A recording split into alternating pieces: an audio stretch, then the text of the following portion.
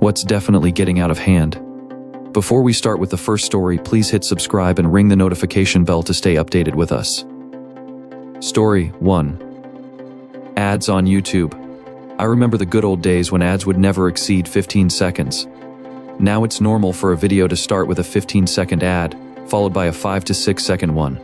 Sometimes I even get two 15-second ads back to back, not to mention the creators that are getting screwed over for randomly having their content labeled as kids content and getting comments turned off automatically. And the actual kids content is super messed up and unmoderated. Full entire 3-minute music video as an ad on a 2 minutes long comedy sketch video. That crap unholy. And it's always music I wouldn't even listen to with somebody else's ears.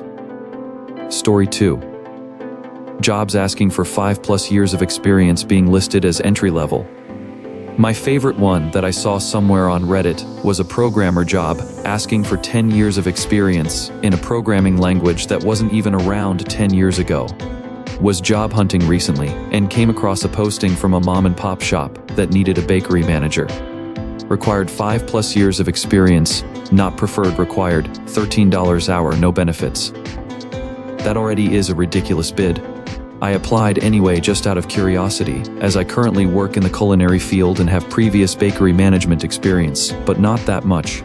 Within an hour got a reply denying my application, citing lack of experience. Nobody with 5+ years of bakery management experience would even give that posting the time of day, and most aren't going to even think about working at a very small business like theirs. That is truly the definition of an entry-level management position.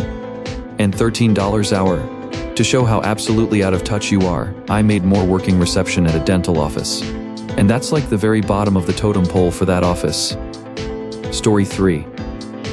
Comment sections on social media. They used to be pretty fun to scroll through and engage with. Now it's mostly full of insufferable people who get off on arguing with strangers online, picking fights over literally anything. Instagram Reel comment sections have become astoundingly full of hate comments in recent months, even by general internet standards, regardless of what the video is about. Literally so many hate comments over something super minute, like I saw a reel of a science teacher listening to her students' theories about why the ocean is salty.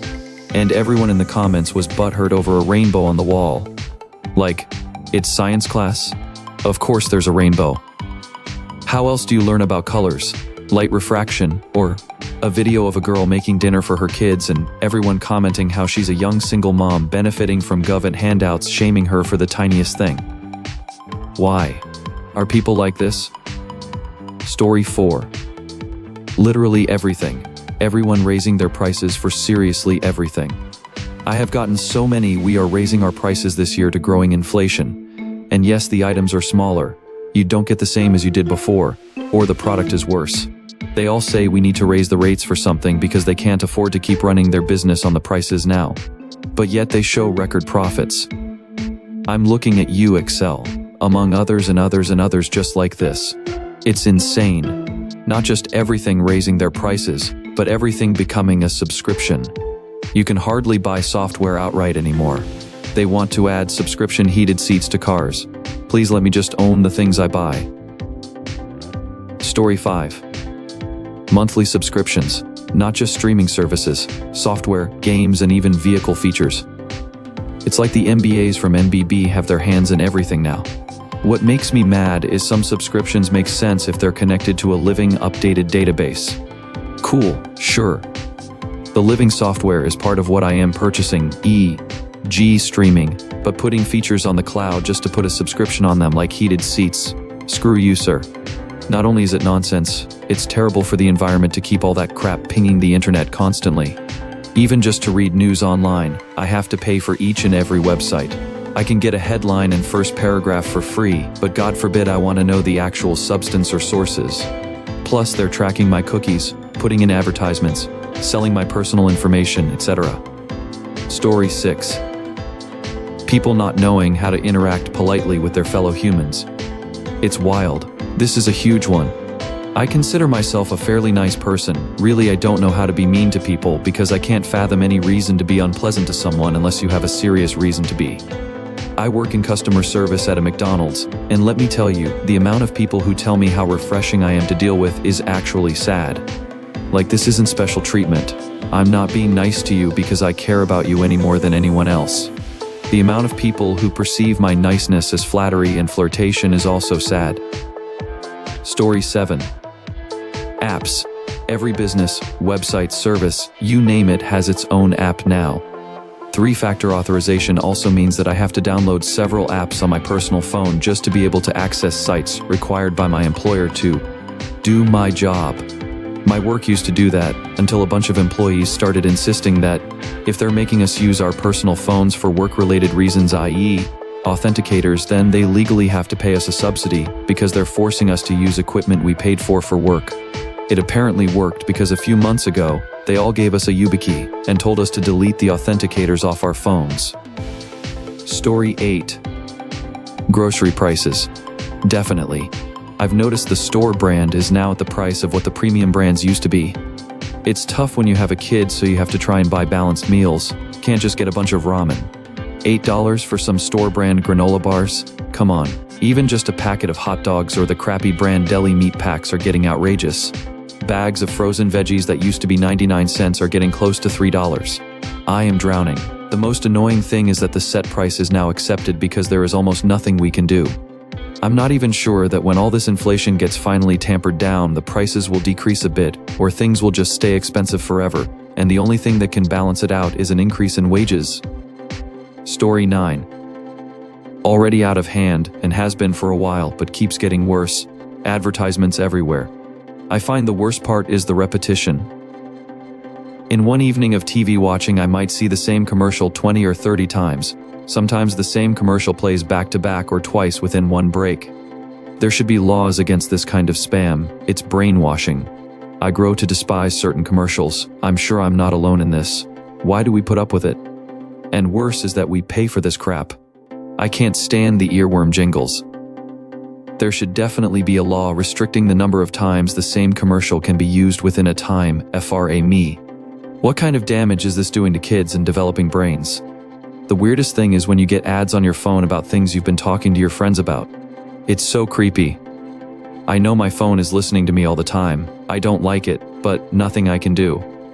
The worst ads are for products you've already bought, like on Amazon. Story 10. Everywhere, asking for a tip. My little brother and sister work at a tiny bagel shop. Just walk up to order bagels and coffee. Maybe a pre-made sandwich. The guilt tip button must work, because they're averaging $19 an hour with credit card tips added to their wages. Cash tips on top of that. On one hand, I'm happy for them, but on the other, I totally think it's coming from a place of guilt, discomfort, rather than a compliment of service.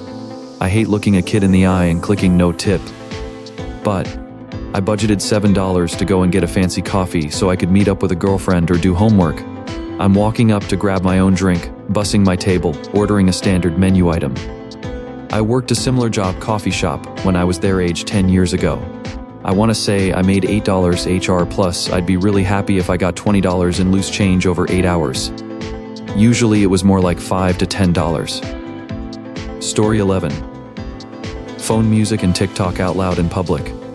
Legit. I was sitting in a medical center, peaceful and calm. 2 Gen Z era people come in and sit down. The girl gets called in before me, and the male proceeds to pull his phone out and play something stupid on YouTube or something. At like what I assume was at least 80% of the phone's full volume. People could have heard it 100 meters away. He makes eye contact with me, glaring at him 3 times before I finally have to tell him, "Hey buddy, can you turn that down or put headphones in?" And he was shocked I'd said it to him. Who TF is raising General Z kids, and why do they literally think they can do whatever they want? I genuinely believe that not everywhere is a safe space that you can do whatever you want, whenever you want. Save that crap for a space that you pay for. Not in public where everyone else shares the space and has to put up with your annoying AF noises. In a place that was genuinely peaceful and calm before you arrived. Rant over.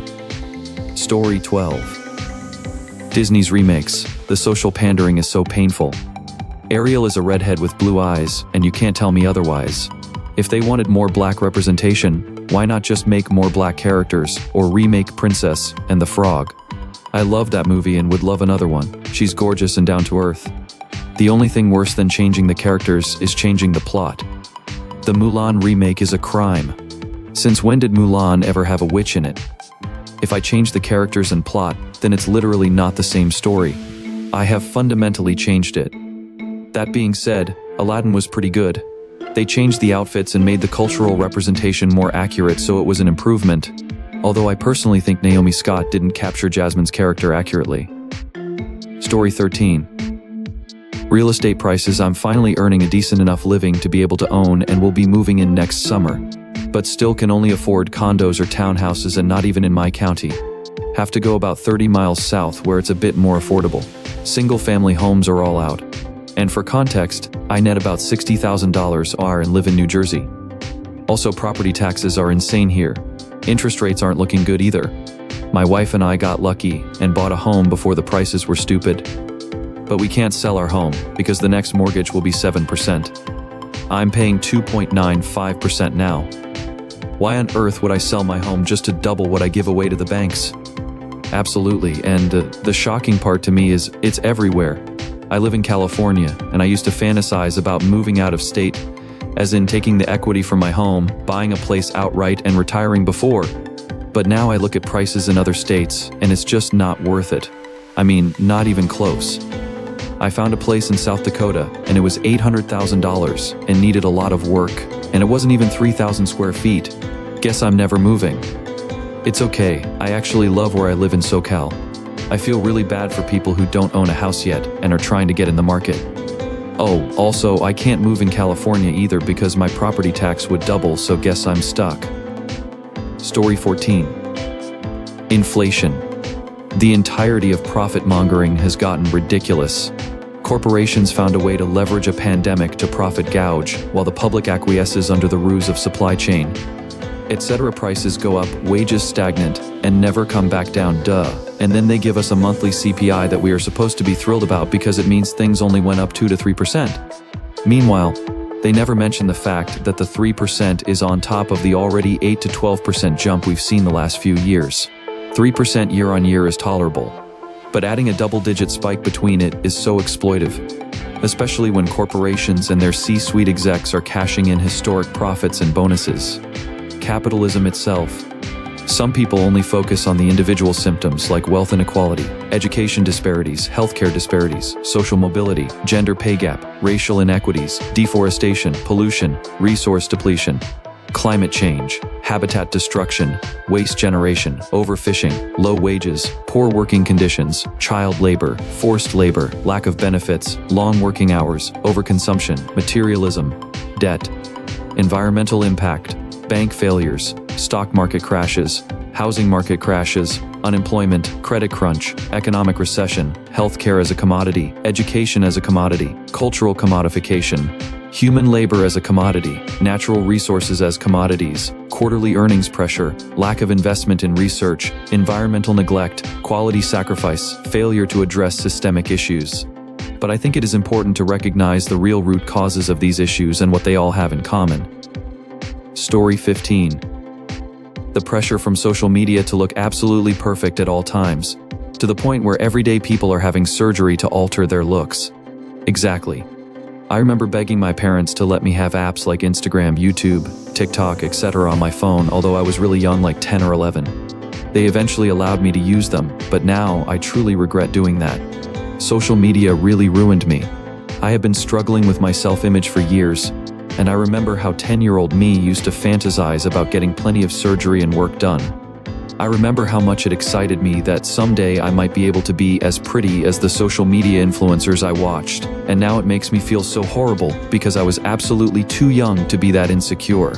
Although I have tried to convince myself that it is okay to not look like supermodels and celebrities, I still find myself struggling to accept that. Putting that pressure on anybody is horrible, but I think it can be even more traumatic to younger teens and preteens. Alright folks, that's a wrap. If you like this, please hit the thumbs up and subscribe to the channel. You can also share your thoughts in the comment below.